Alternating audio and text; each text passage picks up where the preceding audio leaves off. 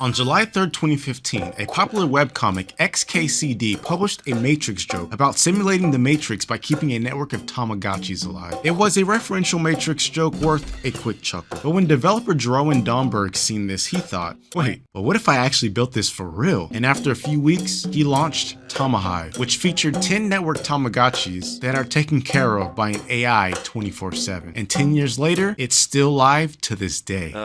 Now, this is a cool project, and shout out to Jeroen for real for building. But this project has a huge problem. This is the Matrix. And this, well, to put it politely, as a huge Matrix fan, this falls incredibly short of the Matrix promise. I mean, come on, I can't even make out the blondes from the brunettes. But here's the thing, it's now 2025, and we have these things called large language models, or LLMs for short, and you can use them to create any reality that you want. For example, ChatGPT, you're on a date with your fiance when out of nowhere, a Super Saiyan cockroach wearing a Speedo and a cowboy hat pulls up on a Vespa and kidnaps your fiance. What's your one-sentence plan to get her back? Okay, here's the plan. I'll challenge the Super Saiyan cockroach to a karaoke showdown dressed as a giant fly swatter and win back my fiance with the power of my off-key singing. A little cringe, but you get the point. You can make any reality that you want. So follow me here. What's stopping us from taking this concept and creating something much closer to the actual Matrix by replacing the network Tamagotchis with a network of autonomous LLMs? But I can't just go straight for that boss battle just yet. I need to learn more about the limitations of trying to use LLMs to power a Matrix simulation. Because no matter how you slice it, cost-wise, development time-wise, compute-wise, running an ongoing Matrix is going to be very expensive. And so I need like a Matrix hello world, if you will. And what better way to test this than with an escape room puzzle? This is a simple Tower of Hanoi. You know, that thing your parents plop down in front of you as a child to distract you while they watch Steve Harvey?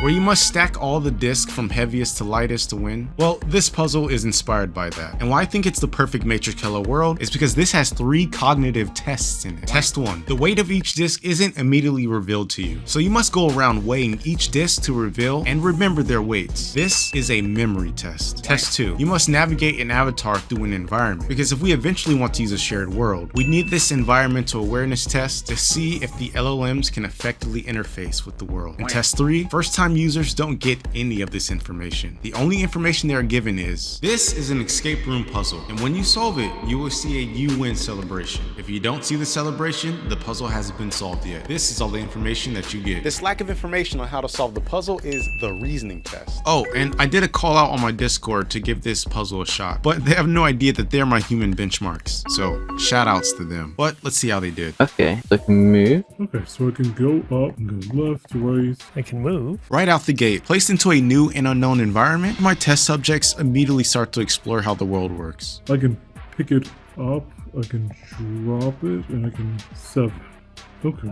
Oh, wait, this is 8. Okay. They quickly discovered all the things they can do in this world, and pretty quickly following that, they started to hypothesize on how they might be able to solve the puzzle. Weigh disk set to 6. Okay, so is it biggest to smallest? Let's see. I'm guessing I need to get these things on here in an order. I'm assuming we have to weigh these. I'd imagine you'd want the heaviest first. You wouldn't want the heaviest at the top, or else it would topple over. Oh, you know, I think there's a game like this before. Maybe it's like stacking up and down. Yeah, okay. So our biggest was light blue over here. Add you to the spire. And once they've reasoned themselves to this point, they've virtually solved the puzzle, and nothing really exciting happens beyond this point. They all stack the discs in the correct order on the spire and win. This is great, but I'd be lying if I were to say that this isn't expected. But now that we have our human benchmark, it's time to see how the LLMs will do on this puzzle. And so, let's get to work. I got started by testing the LLMs on a simple form of the Hanoi puzzle. Only difference being, the weight of the disc is just displayed on the disc, essentially removing the memory test, making the puzzle a little easier so that I can test a bunch of LLMs faster and separate the strong from the weak. But before I forget, how exactly does the LLM play the puzzle? Well, the game first generates a file that has the state data on it, as well as the available actions that a player can take, given the state. We give that to an LLM, and it does its own AI brain evaluation evaluation on what action to select, and then it returns a chosen action, along with some commentary, but this is mostly for me to use for debugging later. But at last, we just continue this loop until it wins. But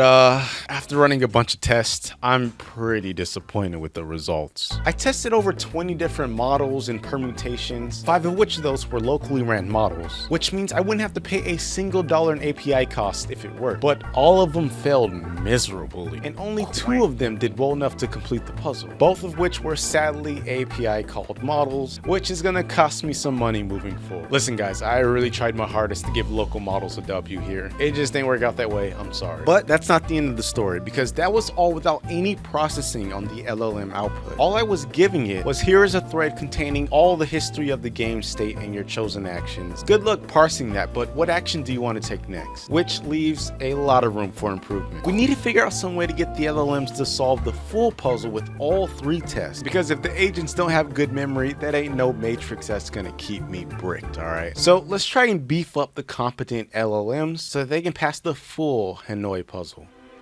Okay, so I've run a few tests trying to get the LLMs to complete the full puzzle, but I'm sad to report that none of them were able to do it. I first tried just running them straight without any beefing up on the full test, and they didn't even get close. I then played around with some features regarding how I give them the history of game state. I had like a inner thoughts feature that they could play around with, but none of it worked. And this is very frustrating to say the least, and I've already told my therapist to be on standby because it's feeling like it's one of those projects. Nothing is working and I have no idea what to do next. But if there is one thing that I do know, is that I gotta do whatever I gotta do to get an LLM to complete this puzzle. I ain't no quitter, and I'm not giving up on my Matrix dreams. But when I do get it working, you know what the first thing I'm gonna do is? Add CodeRabbit to its repo. That's right. This video is brought to you by CodeRabbit. Have you ever wanted help editing, documenting, or hell, maybe even writing full blocks of your code for you? Then CodeRabbit is the next tool that you need to try. CodeRabbit is an AI-powered code review tool that can do all of this and more for you automatically. Regardless if you're a solo dev or a dev team, it can help you ship cleaner code faster and right from inside your Git workflow. Now, I won't lie. Sometimes I have trust issues when it comes to unleashing mystic AI models onto my code. But CodeRabbit is trusted by over 750,000...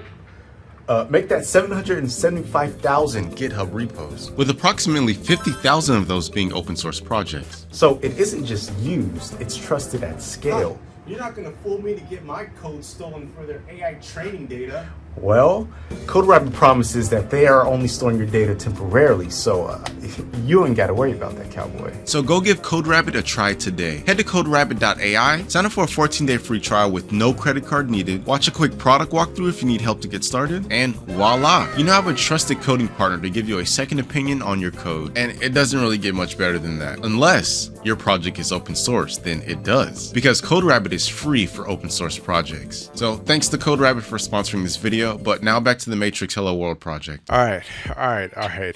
God damn, I'm exhausted, but at least I've got an update. So I was very stuck, and I mean stuck. Nothing at all was working. So I locked myself in a room with the old trusty pen and paper and just thought up as many designs as I could possibly think. Any design that seemed promising, I gave it a shot. And once again, many of them failed. But one design was kind of working, so I kept improving on it. And I just set you up there because you're expecting me to say that those improvements led to me finally figuring it out. But nah, the LLMs always seem to get tripped up on the memory test. At some point, without fail, the LLMs would end up in a loop. And with every test costing about $5 and an hour of compute, I just added a handicap for the LLMs. Finally, the LLMs solved the puzzle, which is on screen now. Listen, I know it kind of sounds like a cop-out, but this data taught me so much. For example, you can see in this finish run that it's a little inefficient. It's weighing the disk multiple times even though it has the data already. It's picking up and dropping it on repeat for some reason. And curiously, I investigated the LLM's thoughts just to see what's going on there. And what I found was that it was confusing an action called drop with what it needs to do to be able to drop a disk onto the spire. Furthermore, it doesn't help that in their memory, they've registered that this is how the drop action works. All completely incorrect. And so out of curiosity, Basically, I just renamed the drop action to be called place on floor and reran the sim again. And to my surprise, the LLM's performance improved dramatically, which is amazing. It's such a simple tweak, but it's also kind of an obvious lesson in retrospect, right? Because the LM in LLM stands for language model. So duh, the language that it's interfacing with needs to be concise and coherent. But now let's talk about the handicap. The LLMs were clearly struggling, so I gave them a progress bar. And I also injected some pretty explicit hints into their memory. Does this make the LLM's accomplishment now unimpressive? I don't know. But what this does prove is that the LLMs are capable of solving this puzzle so long as they discover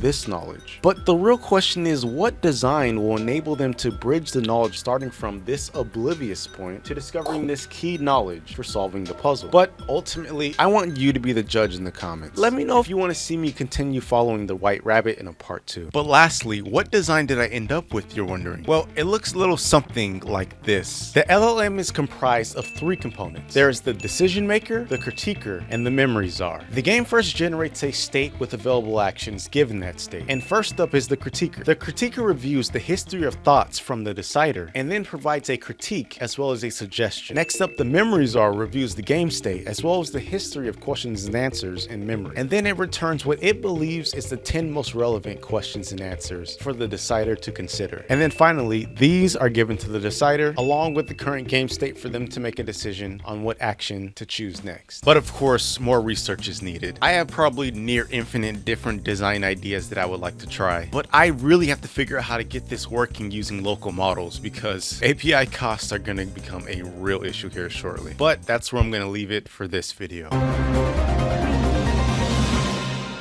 Yo, my friends, I have a last minute update to share with you. So I was foolishly neglecting using the Claude API, and I was strictly focusing on the OpenAI model. Not gonna lie, I'm a little lazy. I didn't feel like setting up the whole Claude API thing, even though it was the only other model that passed the preliminary test. But I just ran a quick Claude test on the Matrix Hello World test with less hints than even OpenAI had, and yo, I can't stress how better Claude is than GPT when it comes to making progress on this test. Unfortunately, it is a little more expensive and it has a very low rate limit. In fact, it seems I can only process like 50 frames a day or something. So it's really hard to get a read on just how good Claude is on this, which is very frustrating. And all the more reason why I have to figure out this local model thing. But that's all. I just want to share this discovery really quick because it's really exciting and promising.